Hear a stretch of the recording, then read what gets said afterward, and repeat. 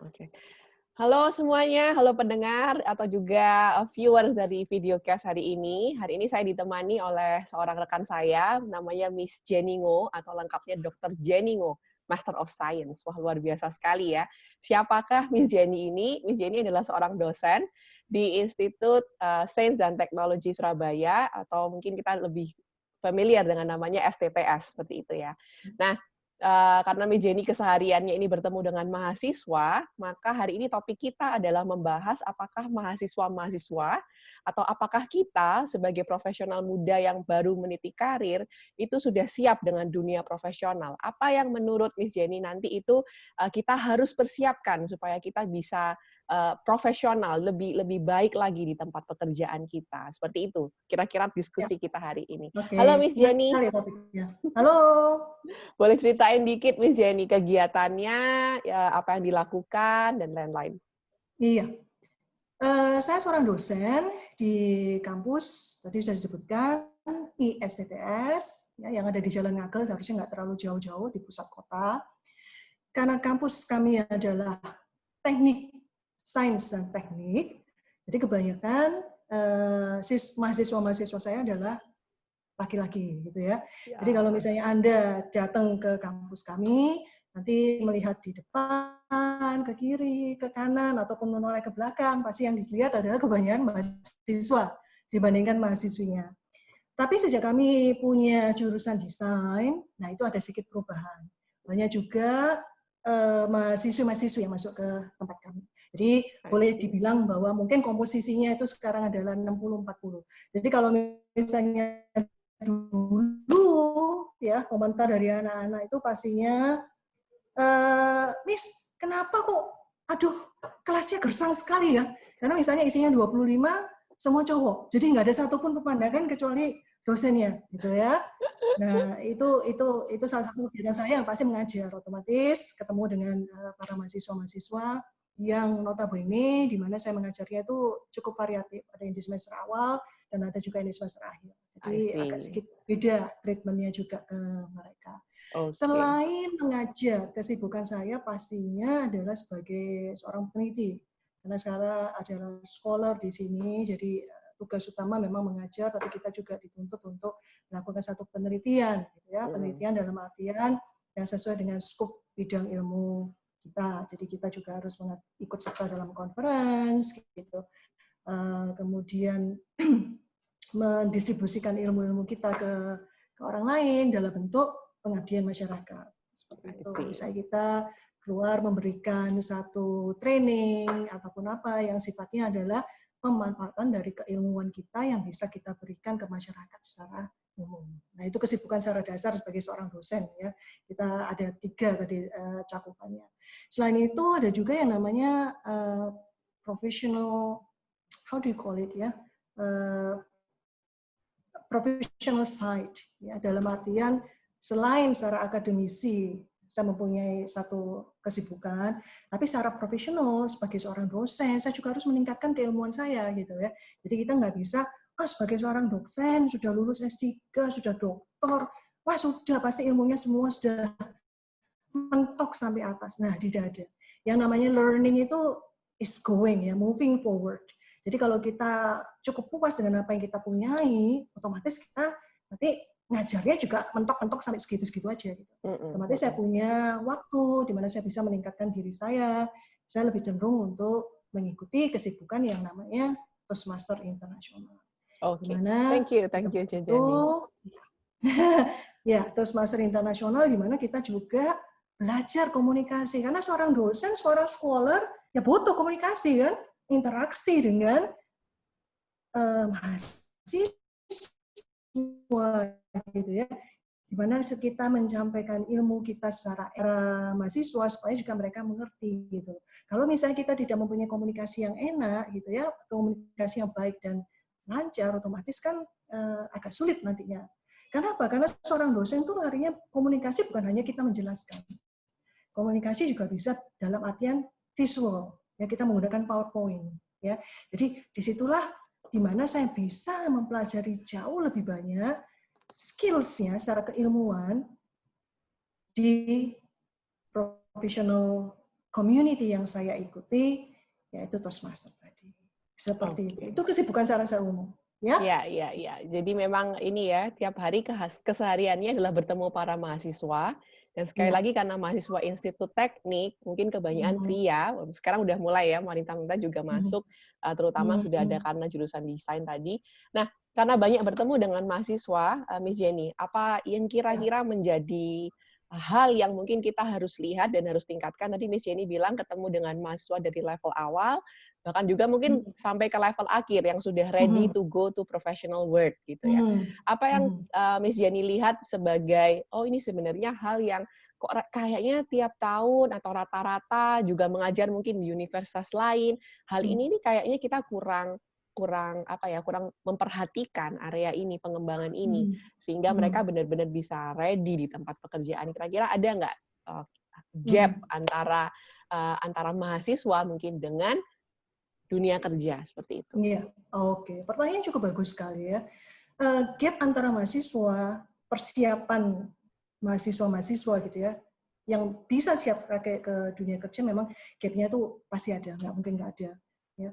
Gap yang saya temukan yang pertama kita ngomong awal dulu ya, dalam skop kampus dulu aja, yaitu misalnya mengajar yang semester awal gitu ya. Mahasiswa semester awal itu biasanya mahasiswa yang masih nuansanya ke SMA-nya itu masih ada ya, di mana kekompakan yang kumpul segala macam gitu ya, untuk masuk kelas itu kadang-kadang harus menunggu temannya 2 atau 3 baru masuk kelas, walaupun dia sudah siap seharusnya masuk kelas seperti itu. Pada saat mereka sudah masuk ke level atas atau semester atas, ya perubahan itu terjadi karena pasti maturity ya, mereka sudah merasa lebih dewasa, lebih mature, mereka juga berpikir bahwa oh ini adalah tahapan-tahapan akhir di mana saya harus memikirkan setelah saya lulus dari kampus apa yang bisa saya lakukan. Apakah saya ingin meneruskan sekolah lagi untuk S2, apakah saya langsung bisa masuk ke tempat kerja. Sudah lebih punya tujuan begitu ya kalau udah di level akhir. Betul. Jadi lalu apa nih yang dilihat? Attitude dari awal akhir itu sudah jelas beda ya. Nah, sedangkan pada saat yang mahasiswa di akhir itu pasti mereka cenderung perbedaannya adalah karena sekali lagi ini adalah kampus teknik ya, di mana biasanya lebih ditekankan adalah ke IT, kemudian ke industri ya, desain produk dan lain sebagainya, elektro, yang biasanya itu ketemunya tuh selalu ke tools ya, selalu ke hardware gitu ya, di mana otomatis komunikasi yang mereka lakukan itu agak sedikit kurang. Komunikasi dalam artian bukan berarti mereka tidak pernah ngomong, enggak juga ya, mereka pasti ngomong sama teman-temannya, ngobrol, kadang-kadang juga ada pasti kerja kelompok. Tapi pada saat kita masuk ke dunia kerja, bukan hanya seperti itu yang kita inginkan. Misalnya ya, untuk ke dunia kerja pastinya yang pertama adalah selain skills ya, selain keilmuan, bahwa orang itu akan dilihat apakah mahasiswa ini nantinya bisa bekerja atau bekerja sama dalam tim dengan dengan pegawai-pegawai yang lainnya misalnya, atau dengan kolega-kolega dalam satu proyeknya misalnya seperti itu. Jika misalnya tidak bisa, walaupun anak itu sangat pintar sekali, tapi yang diperlukan justru adalah teamwork misalnya untuk meleading satu proyek, otomatis sebagai manajer akan berpikir 2 kali, apakah saya akan memakai atau meng-hire mahasiswa ini untuk masuk ke tempat kerja kami. Seperti itu ya, ke tempat kerja perusahaan tersebut. Gitu ya. Oleh karena itu, kesiapan soft skills itu pasti penting untuk anak-anak sekarang. Ya, terutama di sini ya saya bicarakan ada secara umum soft skill, dan ini adalah untuk ke anak-anak teknik misalnya, seperti itu. Jadi soft skill dalam arti komunikasi, ya, kemudian team building, itu juga penting sekali ya dalam membentuk satu teamwork yang bagus. Seperti itu. Setuju. Kelihatannya untuk di dunia pendidikan mungkin tidak ada pengajaran secara langsung tentang itu, tapi kita harus mempersiapkan mereka untuk bisa ready di tempat kerja. Seperti itu. Oke. Saya setuju sekali itu. Saya sudah bekerja dan sudah sekian tahun bekerja. Saya juga merasa kesulitan pertama saya di tahun-tahun awal bekerja adalah pada kemampuan untuk mungkin berkomunikasi atau kita sebutnya area-area soft skill gitu ya. Banyak sekali sebenarnya. Salah satunya yang mungkin yang cukup kelihatan dan cukup besar peranannya adalah komunikasi. awal mula kalau kita pikir kita bekerja dengan peralatan, kita tidak terlalu perlulah yang namanya skill komunikasi. Tetapi pada saat masuk dunia kerja, sebenarnya kita nggak hanya bekerja dengan alat-alat tersebut gitu ya, tapi kita juga mungkin bertemu dengan rekan kerja yang Betul, seusia, bertemu dengan bos yang mungkin lebih senior usianya. betul, Kemudian betul. harus tim leading seperti itu ya, harus Hmm, bekerja sama di dalam tim dengan berbagai hmm, orang, dengan berbagai latar belakang, usia, dan hmm, itu tentu membutuhkan yang namanya skill komunikasi. Dan ini berarti sudah hmm. di-affirm juga bahwa ternyata skill tersebut masih dibutuhkan dan saya rasa akan selalu dibutuhkan di dunia kerja sebenarnya skill komunikasi seperti itu. Mhm, Tadi mhm. Miss Jenny juga ada Betul, betul sebutkan sekali. sebagai dosen sekalipun juga melakukan banyak hal komunikasi ya. Komunikasinya Mhm, nggak hanya kepada mahasiswa tapi juga mhm, mungkin pada sebagai seorang peneliti kepada yang mhm, lain pada saat conference dan mhm, lain-lain, kemudian pada saat menyampaikan mhm. materi itu menjadi lebih mudah didapatkan oleh Betul, pendengar dan lain-lain itu juga adalah bentuk komunikasi yang sebenarnya harus betul, dilatih. betul sekali. Nah, Ya, betul ada ini sekali. nggak, ada yang disarankan buat kita yang mungkin masih meniti karir, mungkin kita setelah dengar ini kita jadi tahu, oh iya ya, kayaknya mungkin memang kita perlu nih namanya skill komunikasi. Apa yang menjadi Mhm. saran, masukan buat kita-kita yang dengerin, mungkin kita sebelumnya nggak terlalu care dengan yang namanya komunikasi, dan sekarang about to care, apa yang kita harus lakukan, Miss Iya, Jenny? iya. Oke. Untuk otomatis yang harus kita lakukan adalah kita meningkatkan ya self development itu sangat penting sekali ya. Seberapapun kita merasa bahwa kita tuh mampu, tapi tetap kita harus belajar karena self development itu selalu berkembang ya. Selama kita mengembangkan diri kita, selama kita bisa mendapatkan ilmu, kemudian pada saat kita memberikan itu akan lebih banyak yang bisa kita berikan ya. Jadi kita belajar lebih banyak, otomatis lebih banyak yang bisa saya berikan ke orang, itu pasti gitu ya. Sama seperti misalnya kalau Anda membaca satu buku, itu akan lebih banyak yang bisa Anda ceritakan ke orang lain daripada Anda hanya membaca 20 pages ya, 20 halaman dari buku tersebut. Jadi kurang lebih sama seperti itu. Saran saya pasti adalah meningkatkan kemampuan. Jika merasa bahwa dalam meniti karir itu komunikasi yang Anda punya itu skill-nya minim atau bisa dibilang sedang gitu ya, tingkatkanlah menjadi yang ke level yang lebih tinggi. Gimana caranya? Sebenarnya banyak cara sih ya. Kalau kita lihat sekarang via YouTube banyak sekali, misalnya kita mau type misalnya ya, improving our communication skills misalnya, atau communication skills gitu aja. Kita akan banyak sekali menemukan tips-tips di situ. Kalau misalnya kita mau melakukan untuk self search ya sendiri ya seperti itu. Otomatis kalau seperti itu kita cuma belajar ilmunya, skills-nya. Nah, otomatis kalau komunikasi, gimana kita bisa menerapkan kan? Mengimplementasikan.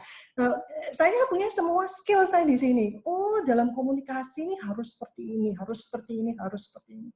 Tapi saya nggak pernah menerapkan itu dalam dunia nyata. Ya sama aja. Jadi Betul. nanti pada saat mau ngomong sama aja kagok lagi gitu. Ntar ya, saya inget-inget ya, kemarin ini saya buka di YouTube ini atau di mana ini ngomongnya seperti ini. Tapi kok sekarang saya berhadapan dengan orang ini, kok apapun nggak keluar ya misalnya. Ya otomatis kita harus menemukan satu komunitas. Komunitas di zaman sekarang ini banyak sekali di luar. Ya banyak sekali di luar. Pertama komunitas yang paling kecil itu adalah dengan teman-teman Anda sendiri. Kalau seperti saya punya teman-teman nggak banyak, ya, tapi saya punya teman-teman walaupun sedikit, tapi kalau kita ketemu pasti ngomongnya adalah sesuatu yang seputar hobi, seputar apa. Kelihatannya simpel, tapi itu meningkatkan kita juga. Oh bisa seperti, oh kemarin saya lihat seperti ini loh, saya belajar ini loh. Kamu sudah tahu belum? Waduh belum, gimana ya? Share. Jadi itu kita meningkatkan diri kita lagi. Itu dari hal-hal yang kecil ya. Kita harus Ya. punya satu kesamaan dulu. Kemudian baru ke tempat yang lebih besar, misalnya ke skopan yang lebih besar, tempat kerja misalnya gitu ya. Kemudian di tempat lebih besar lagi komunitas misalnya. Seperti saya katakan tadi, saya orangnya bukan introvert. Terus saja saya bilang seperti itu. Dari dulu saya orangnya itu paling suka kalau tampil di depan ya, kemudian ngoceh gitu ya. Waktu masih ingat saya waktu kecil dulu pemilihan untuk anak-anak yang TK SD untuk masuk ke TVRI, zaman saya TVRI ya itu ya, untuk menyanyi ataupun melakukan sesuatu drama dari kecil-kecil berani itu. Karena kalau terlalu berani juga ada efeknya, ada efek bagusnya juga gitu ya. Jadi selalu terpilih.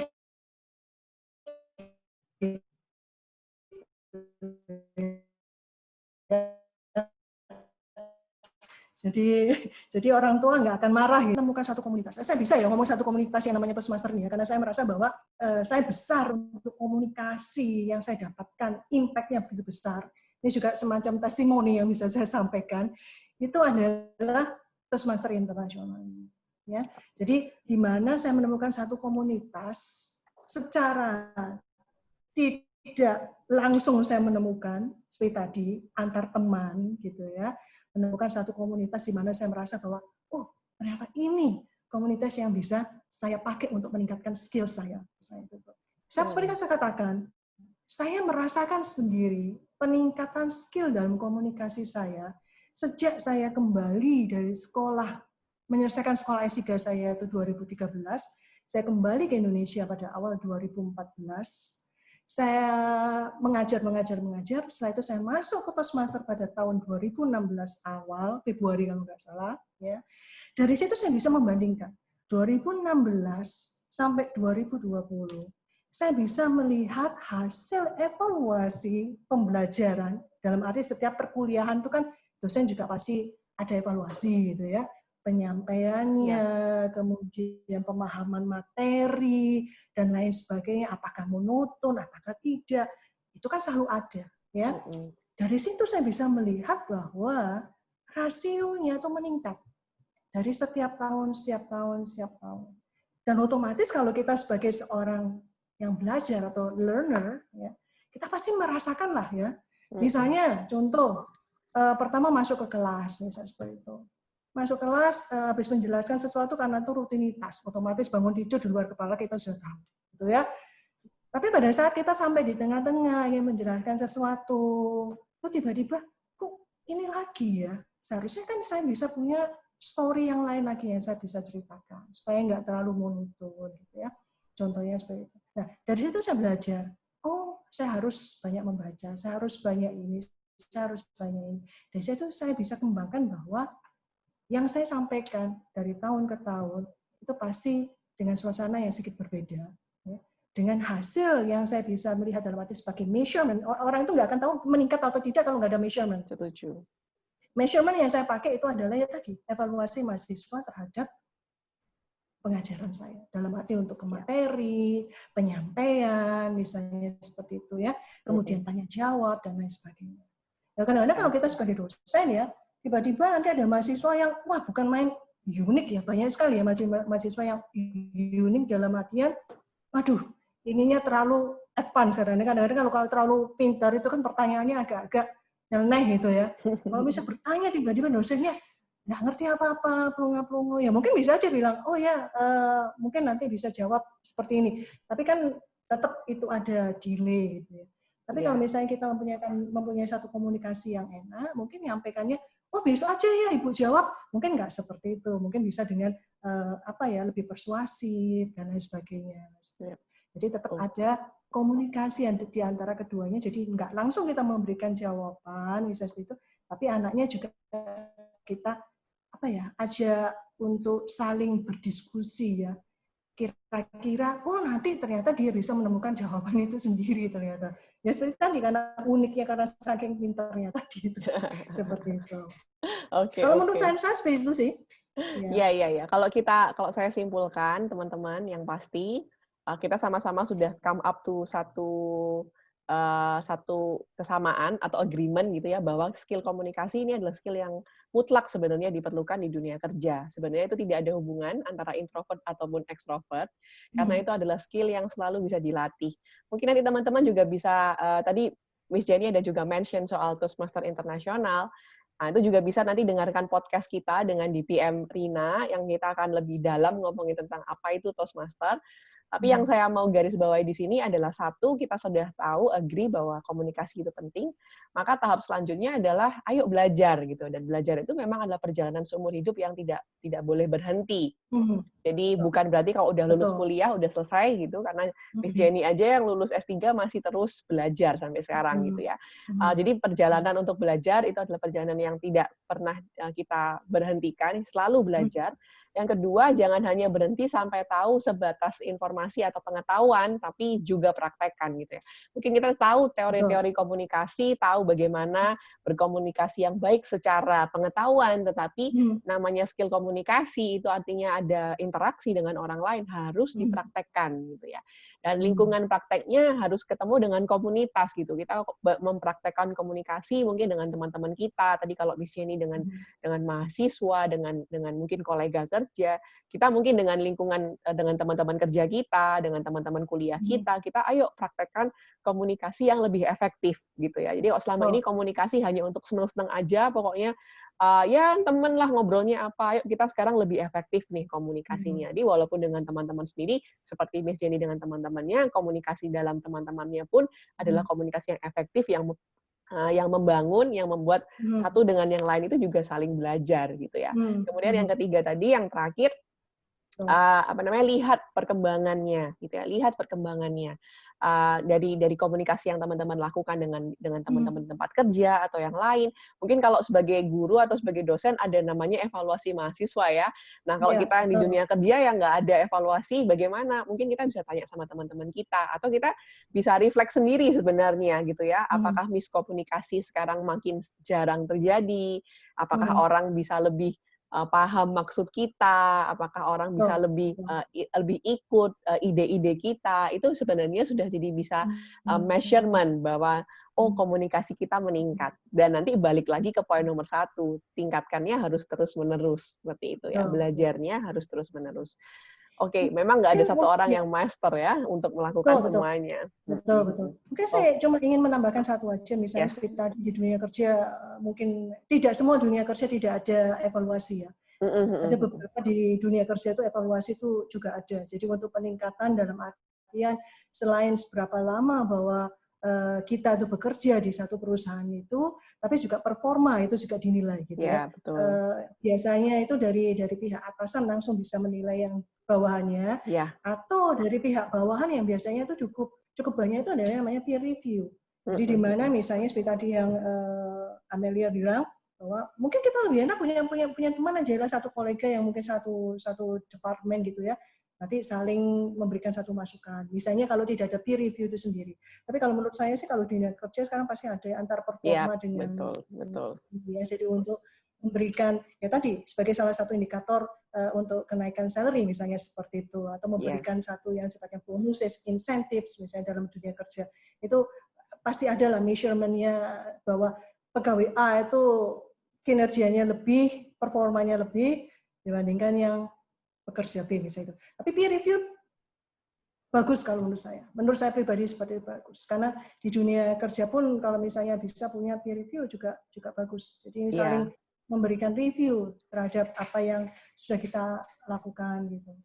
Iya, betul sekali. Jadi sebenarnya biarpun masuk dunia kerja tetap ada raportnya ya, bukan hanya di universitas, betul. Atau performance appraisal atau KPI begitu ya. Dan itu mungkin kita sebenarnya nggak sadar bahwa banyak poin-poin dalam penilaian kinerja itu sebenarnya erat hubungannya dengan kemampuan berkomunikasi gitu ya. Yang paling sederhana mungkin bisa dari kita bisa minta review dari teman-teman kita sendiri gitu ya. Bagaimana menurut kamu? Kita bisa saling diskusi dengan teman-teman kerja kita untuk bagaimana meningkatkan komunikasi dengan lebih baik lagi. Betul. Betul sekali. Oke. Thank you so much. Miss Jenny untuk insight-nya. Sekali lagi ya, ini kita juga sama-sama tahu bahwa memang komunikasi itu adalah hal yang krusial sebenarnya, esensial dalam dunia kerja. kemarin di diskusi saya dengan Mr. Jeffrey, beliau share ada 2 hal yang nggak pernah berubah. Ada 2 hal yang tidak pernah berubah. Yang satu, bahwa kita akan selalu menghadapi people. Yang kedua, kita akan selalu menghadapi problem, gitu ya. Jadi makanya 2 skill yang nggak akan pernah berubah, tetap akan selalu dibutuhkan, itu adalah people skill dan problem solving skill. Nah, salah satu yang hari ini kita bahas adalah people skill, bagaimana berkomunikasi dengan orang-orang. Walaupun pengembangannya bisa begitu macam-macam ya di dunia digital. Gitu. Oke, thank you. Karena kita setiap hari itu ketemunya dengan orang. Betul, betul banget. Walaupun saya sekarang depan saya adalah laptop dalam artian benda, tapi kan otomatis saya juga berkomunikasi ya. Yes, betul. Ketemu, kolega masuk. Tetap berkomunikasi, walaupun medianya berubah seperti itu ya. Oke. Thank you so much buat conversation-nya hari ini. Saya dapat banyak insight yang baru dari Miss Jenny. Semoga teman-teman yang mendengarkan juga mendapatkan insight yang sama dan bisa mulai mempelajari dan mempraktekkan skill komunikasi itu tadi. Oke. Satu lagi yang ingin saya sampaikan. Silakan. Jangan pernah menunda sesuatu. Ya, karena kalau kita menunda sesuatu yang seharusnya bisa kita lakukan, contoh aja 5 menit misalnya, bisa melakukan ini nggak? Nanti aja ya 5 menit ya. 5 menit itu kelihatannya pendek ya, tapi kalau sudah 5 menit ketunda, itu rasanya kok ketunda lagi. Akhirnya apa yang kita inginkan untuk self development itu akhirnya tidak akan tercapai karena tadi itu kenapa? Memang sibuk, orang pasti sibuk lah ya, pasti. Saya sendiri merasakan bahwa kesibukan itu terkadang itu menghabiskan waktu 24 jam. Ya kita ambillah di sela-sela itu apa yang bisa kita lakukan sedikit untuk ini. Jadi jangan menunda sesuatu karena sesuatu yang mulai dari kecil itu lama-lama besar, dan itulah yang akan memberikan satu impact ke kita. Gitu. Otomatis positive impact ya ke kita. Oke, jadi pesannya adalah segera bertindak. Jadi jangan ditunda, makin ditunda makin tidak dikerjakan. Jadi segera bertindak ya. Seperti itu. Segera bertindak semua teman-teman sekalian gitu ya. Dari yang hal paling sederhana, nggak masalah, akan makin lama makin mendorong kita untuk melakukan lebih daripada sebelumnya. Thank you sekali lagi, Miss Jenny, buat waktunya, buat conversation-nya hari ini. Thank you so much. Saya yakin setiap pendengar juga dapat insight dari conversation kita hari ini. Thank you. Bye-bye. Nanti ketemu lagi di episode-episode lainnya.